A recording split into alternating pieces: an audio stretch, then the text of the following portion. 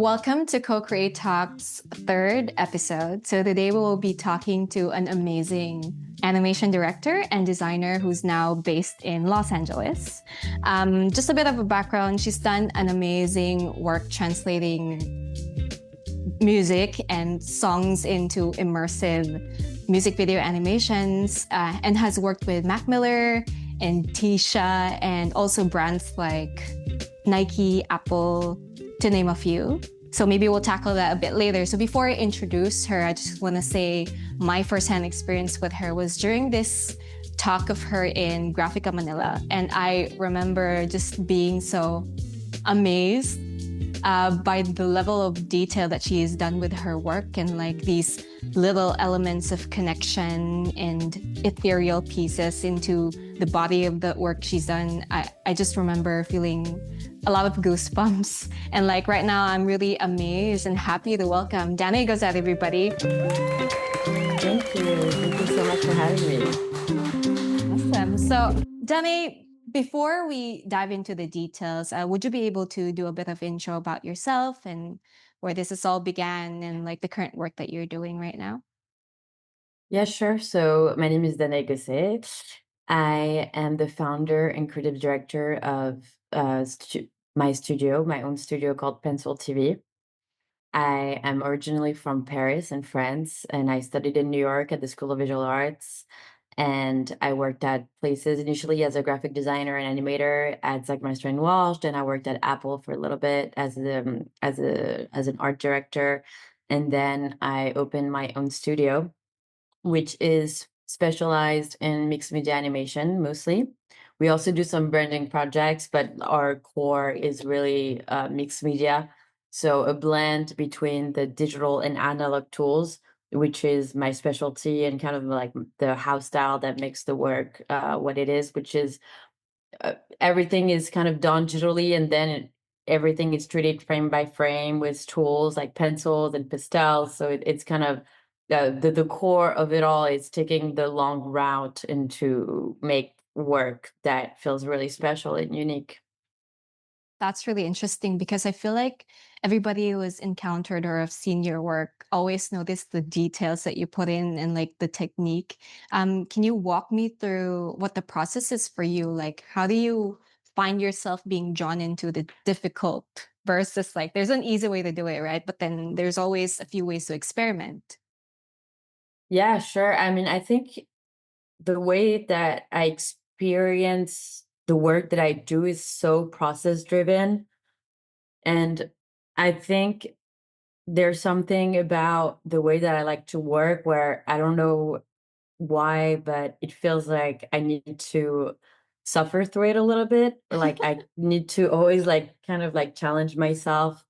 And I am looking towards the more difficult route because I do believe in the fact that this is what brings me, first of all, like the most appreciation for the work that I do. And this is kind of, I guess, like my line of work, it's kind of like my ethos and the conduit of the work ethic that drives me. And I just think it's interesting how that sort of like it's kind of more of a mind like philosophy of like seeing the work through the process, I would say. And this is just like something that I take to heart a lot. So I always look for challenge and I always look for the right balance, and I'm very precise into finding the perfect balance in between digital and analog. So I'll like almost treat it, I think, as a scientist in a way where like I'll do experiments and I will just tweak everything until I I just feel very intuitive in my work, and it's more of a feeling. When I feel it's right, then I'll go with it. But I try to always, I've learned to trust myself a lot of like knowing when it feels right versus you know working by the book on timing or something like that. It's more just like listening to myself and see what comes up and what I sense like in my body in a way that it's in the right direction, if that makes sense. Yeah, it does definitely. It also comes with like knowing it also comes with like the experience of knowing the rules and knowing how to break them essentially. Sure. I know Yeah. that you mentioned this before in an interview where you've been inspired by this thing called lateral thinking. Is that something that you could expound with us? Sure. I mean, I was in college when I first learned about this concept, and I was my third year at the School of Visual Arts, and I had an interactive class, and our teacher in that class, Isaac Blackensmith and Andrew Herzog, were like amazing designers, and they were teaching us a lot about things that weren't really related to design, but were just really instructive in the approach of the ideas of it. And one of them was lateral thinking, which was, I think I could talk about like more like a philosophy of, or maybe like a way to idea it, which was to associate, like creating association between two ideas. So like if you Mhm. were to combine, like, I don't know, a table mat with a cup of iced tea, like what would that look like? And it's a concept that I've used a lot to develop my techniques. Or it's like I tried to combine two things together that made something new, which is so useful when you try to come up with something different, because I think like everything has been done in a way or another. It's just like a matter Mm. of combination of things that makes something that's Right. new and feels fresh. So it's something that just unlocks a lot of potential for to come up with ideas, to come up with new techniques. Like the power of association, I think is really interesting. And it's always something that is in the back of my mind when I'm tackling a new project. It's like, oh, how would that look with this? Or like, how would this technique look with this other one? And like, how could we combine, like, I don't know, like film scratching and 3D or AI and cyanotype or whatever, you know what I mean? But I Mhm. think like the pools of possibilities are endless when it comes to experimentation, when you start combining tools and techniques that like aren't really meant to live within the same space.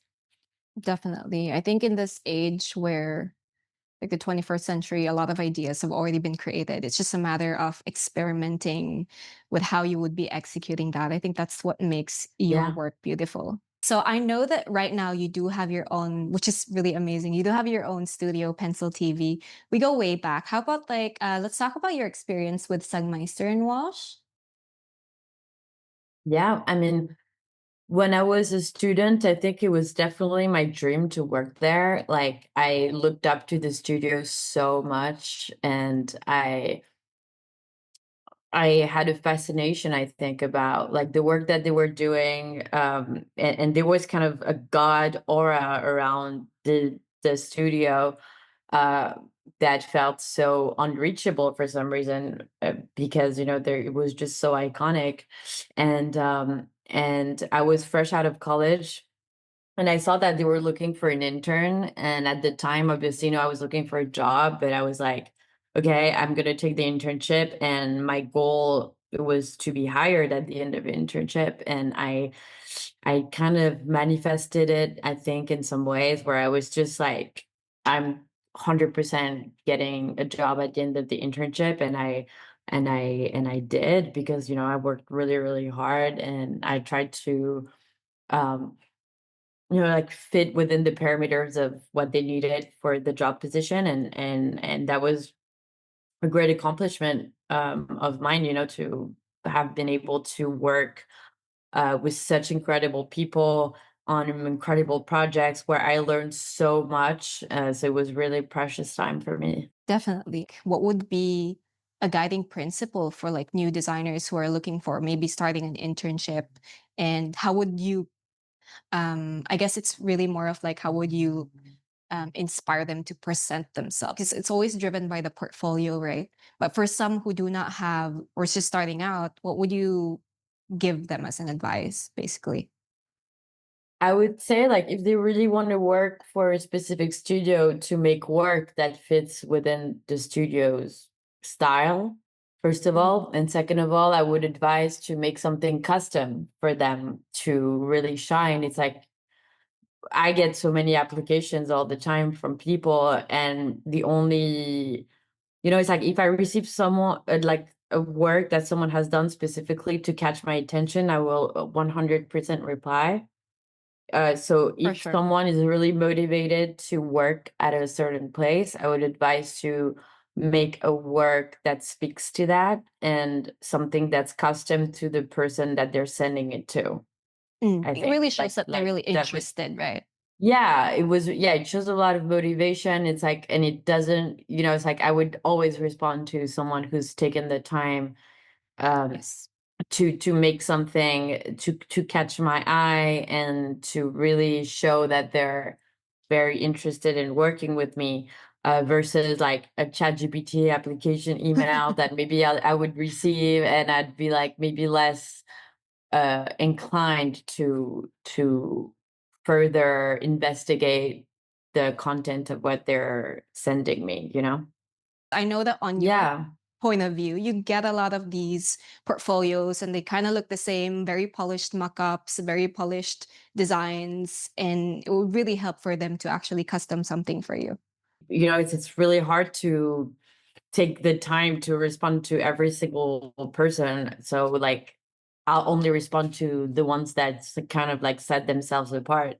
So we've talked about like your experience with these studios or Sigmeister and Wash specifically. So what does it feel like to finally build something that carries your own name and therefore like your vision for Pencil TV? I mean, it feels amazing. I think this is what I always wanted, was to, I think, carry my own voice, and it feels, it's a dream that I get to live. I think I'm just so grateful for the creative life that I get to lead, and having sort of my own voice shared with the world. And it's something that I've wanted my entire life. I think even when I was a kid, um, or like my mom was an entrepreneur, and I think unconsciously I saw her kind of carrying herself in such a way, where I kind of wanted that for myself, I think. And I did really want to have experience in studio to understand how structures were meant to be. But I think I always had the goal in the back of my mind to have my own shop. I think it's every And to designer's dream, right? I don't know, actually. I don't think so. Like I've talked to a lot of people who are feeling better within the structure of a Mm, company. that's a good point. Yeah. Because yeah, because like first of all, it's way more secure. Not a lot of people love this kind of lifestyle because like I work on weekends, I work at night, like I have to make it work. It's my responsibility for my clients. So uh, it's just some choices, right? It's like I choose to live a life that's very centered around my work, and that doesn't work for everyone. And a lot of people think that it's actually toxic to prioritize work over your life balance, but it's something just like that works for me and how I like to approach my life in general. But it's just like decisions that you make about where you want to go. It's like I totally understand that for a lot of people, a social life and like work-life balance is really important. And I think it is really important. And I just made the decision to prioritize my work over my like other areas of my life. And that's kind of what I think having a studio has to be a little bit, it's like you kind of always have to be on call, or at least maybe one day doesn't have to be this way. Like for me, it's like I don't see my work and my life as being two separate entities in a way. Like I think everything intertwines a lot, but just because I think it's like the conscious decision of seeing, like there's a sentence by David Lynch that I love. He calls it like the creative life, which is to see life through the lens of creativity and possibility.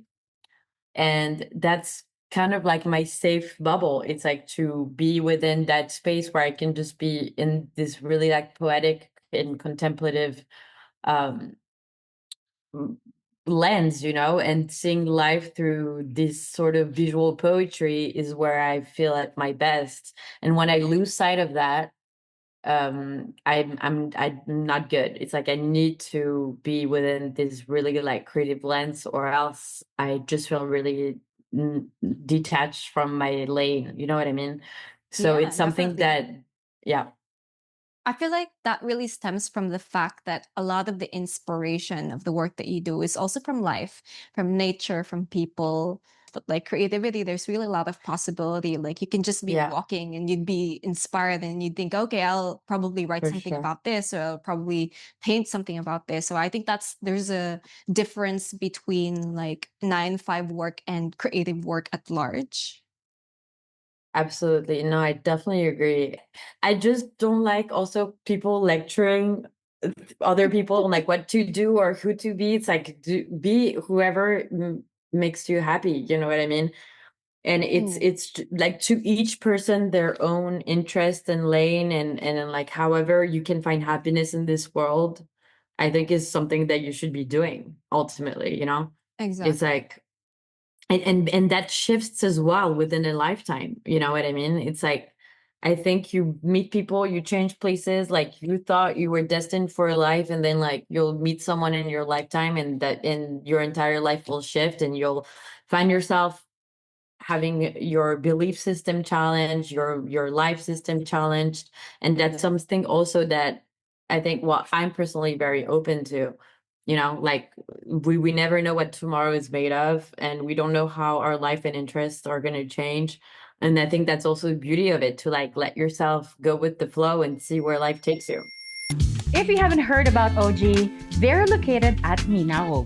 Yes, Minao. See what they did there? ONG for their last syllable of their location. They're your go-to worry-free cafe.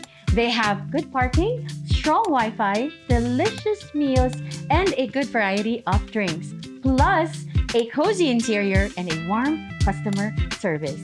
You don't have to think about anything else when you choose OG. You can always do your thing. But first, OG Coffee.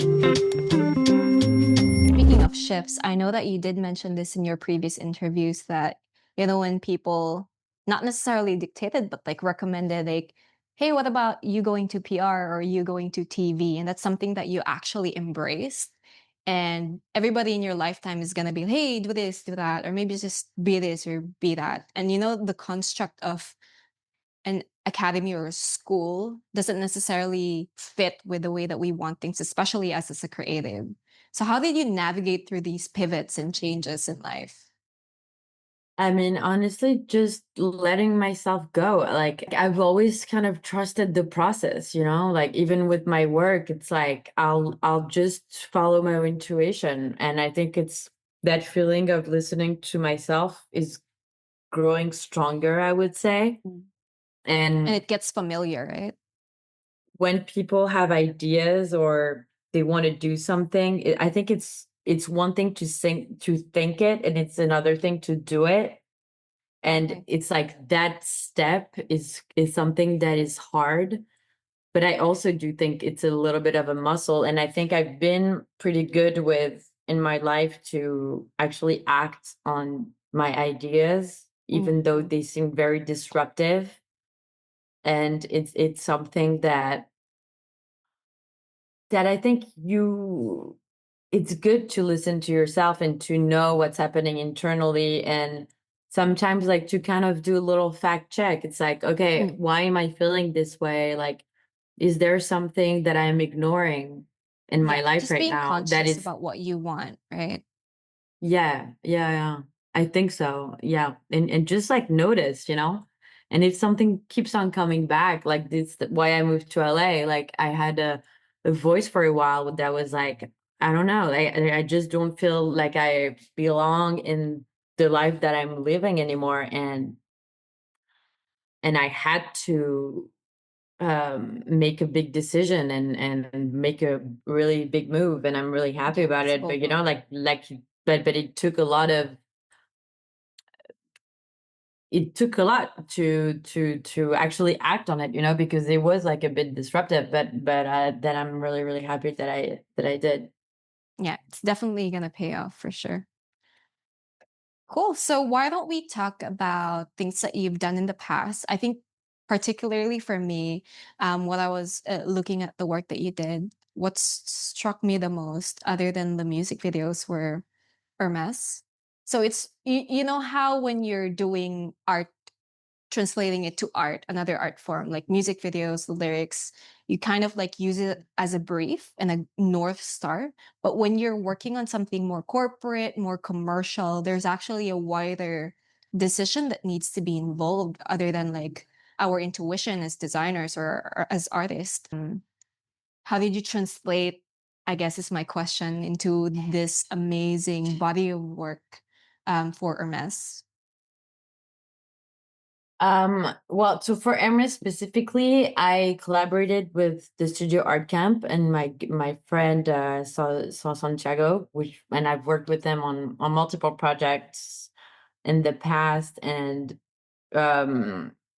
this project actually came through him, and we just like were really inspired by surrealism and how to make those objects shine through a bunch of different activations that could live within a very like surreal space and kind of like within the same thinking patterns as Edouard de Bono, where it's like, oh, it's a bracelet. What else could it be? Well, it could be like a bubble of thrower, and like Yeah. what I really like the this hot felt. air balloon. Yeah, like it's like, why not? And so we had so much fun coming up with these ideas, and we were like, okay, cool, like like what else could it be? And we just had a lot of fun, like making all of these activations and coming up with all of these ideas and creating these worlds in this beautiful sort of cloud space. And yeah, I have really good memories of this entire production. I think we just had a lot of fun, and the clients were on board to let us have fun with it. And Nice. then yeah, like then we created the three spots, and we're just really happy about it.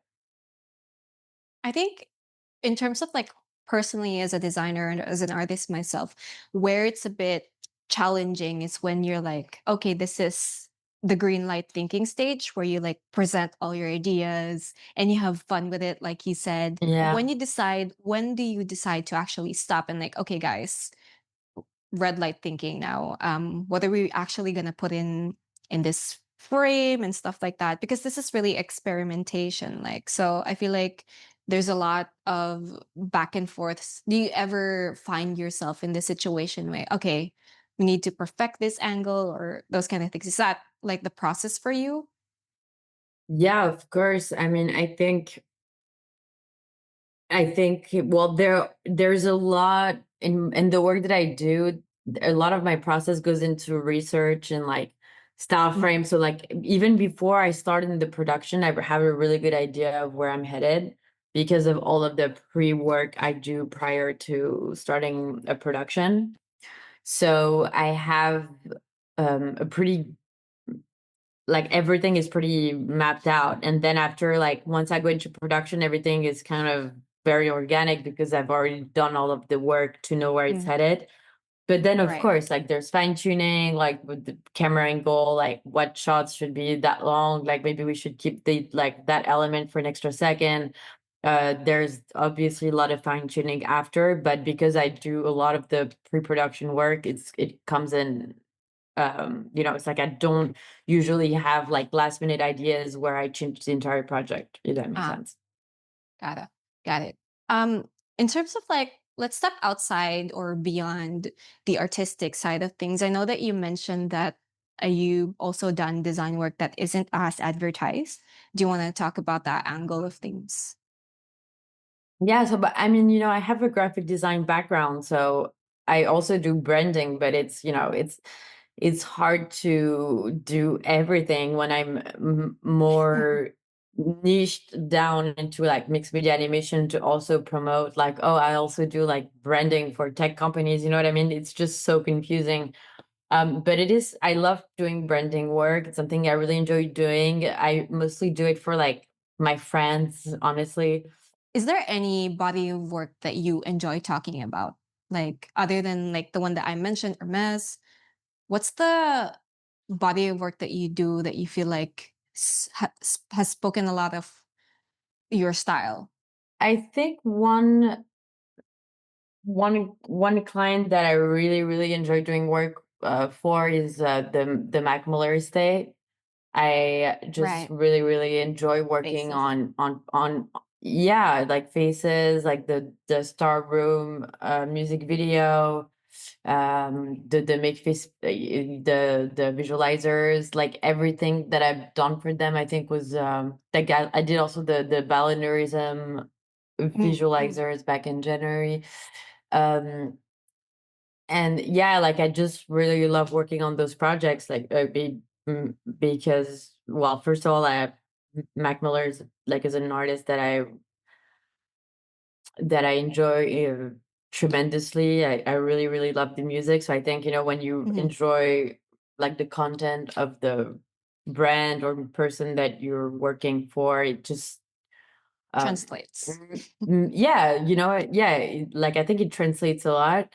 And so yeah, there's been a lot of creative freedom and just things also happening very organically in terms of the intuition and the creative development, which I've really enjoyed doing. And yeah, like I it's one of those projects I think where I'm just so immersed in it and so into it. I just, I become obsessed, and it's so good. It feels, I love kind of being in that bubble of just, really like being so inspired and loving what I do. So that's definitely been a really great collaboration that I have been so lucky to be a part of. I think another one would be like the Heart of Stone title sequence that I did for Yeah. Netflix, which I've really enjoyed making with my friend Danica. Um, yeah, I like think that was for a lot of fun. Yeah. I think for us in our POV as well, you know how music can also be a bit, passive sometimes in the background, but the things that you do make it so immersive and like you feel things and then you see it in every transition that you do. I just Yeah. feel like the way you feel things when you create it is also the same feeling that we have when we're watching it, sort of. Ah, nice. I'm glad that translates for sure. Yeah. One thing that I also caught up on the graphical Manila talk that you did is that you mentioned this process of you guys experimenting with AI. Could you Mhm. walk me through that? Because it's also for, I think it was Tisha's music video, was it? Yeah. Yeah, so that was in 2021, I think, that I did that music video. Wow. And yeah, so it's been a while already. But yeah, so like I was experimenting with mixing like the AI stuff that was very in the beginning, like it was before Mid Journey. And I was like, oh my God, like I think it would be so cool to use it as a like as a background, And so I painted each frame of those like AI generated Nice. renders that were like so weird. And I really let my imagination go so wild with these. And it was really fun, and the results was so weird, and I really enjoyed it. Yeah, that was fun.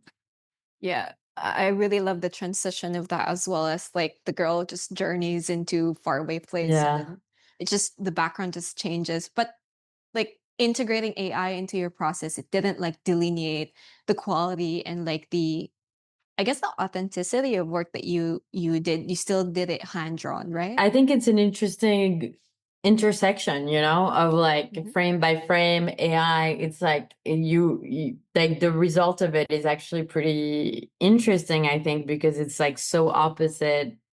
It's so polar from one another in a way.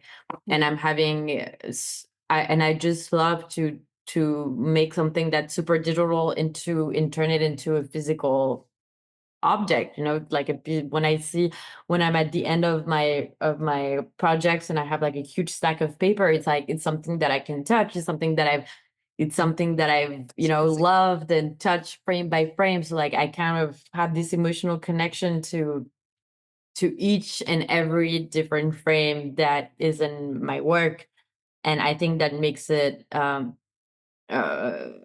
more special for me in the way that it's enhancing the feeling of care and the process and the love I have for the process, to have a proof that, like, you know, I have these things that I made, that I touched, that I scanned, that I sequenced, and that just feels it's just like the love of the process, you know. And I think AI has been such an interesting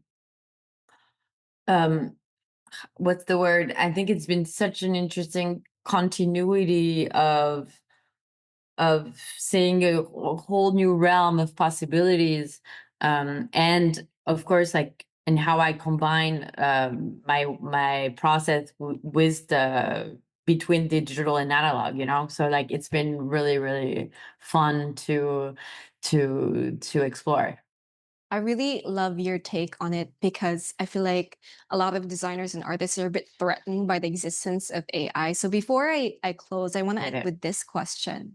What Yeah. would you, how would you encourage artists to utilize AI in their day-to-day process of design or art?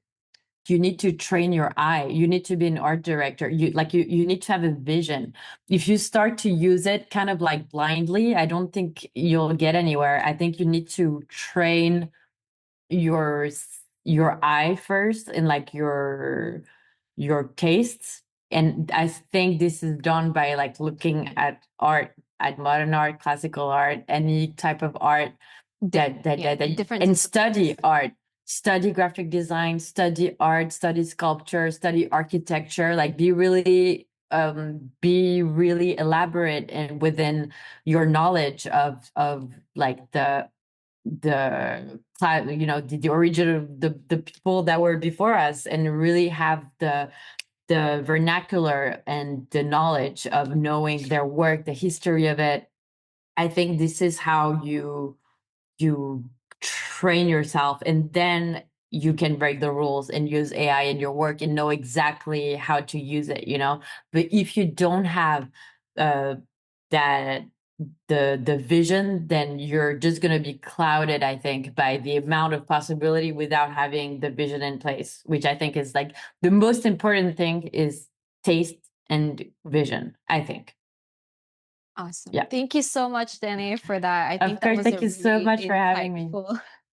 Awesome. I'm Thank you glad. so much, Danaé. Is there any, I guess for those who are listening, who want to dive deeper into your work, where's the best place to explore your projects, and what's the next thing for you? So we should keep an eye on it.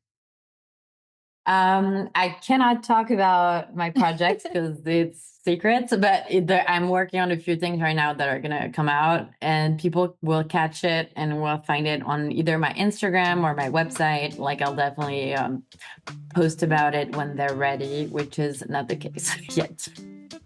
Awesome. That's a mystery. I'm excited. Thank you, Danaé. Yeah, thank you so much. Thank you for having me. Thank you. To those who made it until this part of the episode, thank you for listening. That was such an insightful episode, and please look forward for more. This is Co-Create Talks. Find us on Facebook, Instagram, YouTube, and Spotify. Bye!